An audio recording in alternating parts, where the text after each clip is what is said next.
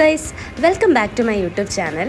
ഇന്ന് ഫെബ്രുവരി 9 ആണ്. ഇന്നാണ് കൊച്ചി മാരത്തൺ നടക്കുന്ന ഡേ. അപ്പോൾ നിങ്ങൾക്ക് കാര്യം മനസ്സിലായല്ലോ ഞാൻ എങ്ങോട്ടാണ് പോകുന്നതെന്ന്. അതെ, മാരത്തണിന് പോകുവാണ്. ഞാൻ രജിസ്റ്റർ ചെയ്തത് 10 കിലോമീറ്റർ മാരത്തൺ ആയിരുന്നു. അത് സ്റ്റാർട്ട് ചെയ്യുന്ന ഒരു 6 o'clock ഇത് നടക്കുന്നത് മറൈൻ ഡ്രൈവിലാണ്. അതാണ് നമ്മുടെ സ്റ്റാർട്ടിംഗ് പോയിന്റ്. സോ ഇപ്പം ഞാൻ അങ്ങോട്ടേക്ക് പോവുകയാണ്. ഞാൻ അവിടെ എത്തിയപ്പോൾ ഏകദേശം 6 മണി ആയിട്ടുണ്ടായിരുന്നു. സോ ഞാൻ എത്തിയത് മാരത്തൺ സ്റ്റാർട്ട് ചെയ്തതും ഒക്കെ ഒരുമിച്ചായിരുന്നു. നമ്മൾ നമ്മുടേതായ പേസിൽ ചെറുതായിട്ട് ഓടിയും കുറച്ച് നടന്നും ഒക്കെ നമ്മൾ നല്ല ആസ്വദിച്ചാണ് ഓടുന്നത്.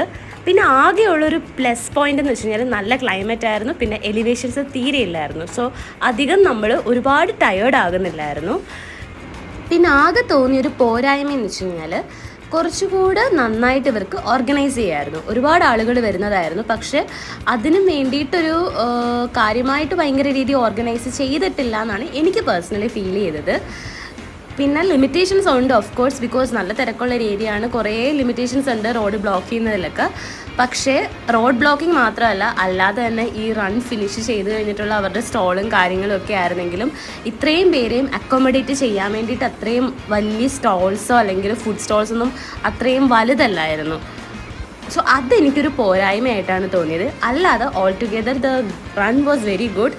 ഇത് ഫിനിഷ് ചെയ്ത് കഴിയുമ്പോൾ നമുക്ക് കിട്ടുന്നൊരു സന്തോഷമുണ്ട്. ലൈക്ക് എന്തോ അച്ചീവ് ചെയ്ത പോലെ. ഫസ്റ്റൊന്നും എത്തിയില്ലെങ്കിലും 10 kilometers ഓടിയല്ലോ എന്നൊരു സന്തോഷം.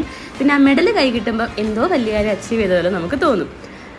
അങ്ങനെ ഞങ്ങൾ റണ്ണൊക്കെ ഫിനിഷ് ചെയ്തു. ആ ഗ്രൗണ്ടിലെത്തി നിങ്ങൾക്ക് കാണാം ഇപ്പോൾ ശരിക്കും ഇത്രയും ആളുകൾ ഉണ്ടായിരുന്നു എന്നാണ് ഞാൻ ആലോചിക്കുന്നത്.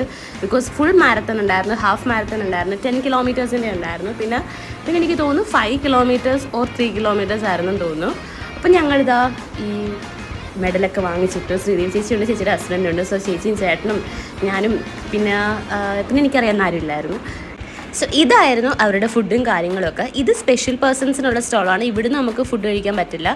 ഈ കാണുന്ന വലിയ ക്യൂ നിന്ന് വേണം നമുക്ക് ഫുഡ് കഴിക്കാൻ വേണ്ടിയിട്ട്. ഇത് എപ്പോൾ തീരുമെന്ന് പോലും അറിഞ്ഞുവിടാത്തതുകൊണ്ട്, അത്രയും ക്ഷമയില്ലാത്തതുകൊണ്ടും നല്ല വിശപ്പുള്ളതുകൊണ്ടും ഞങ്ങൾ അവിടെ നിന്ന് ഇറങ്ങി നേരെ ഊട്ടുപുര റെസ്റ്റോറൻറ്റിൽ വന്നു. ഇവിടെ ഞാൻ ഫസ്റ്റ് ടൈമാണ് വരുന്നത്. എനിക്ക് ഫുഡ് നല്ല ഇഷ്ടപ്പെട്ടു. നല്ല അടിപൊളി ഫുഡായിരുന്നു. ഞാൻ പൊങ്കലായിരുന്നു പറഞ്ഞത്. പിന്നെ ചേച്ചി പൂരിയും ചേട്ടൻ ഈ കാണുന്ന വലിയ ദോശയാണ് പറഞ്ഞത്.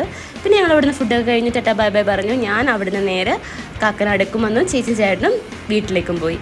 സോ ഇതായിരുന്നു എൻ്റെ ചെറിയ വ്ളോഗ്.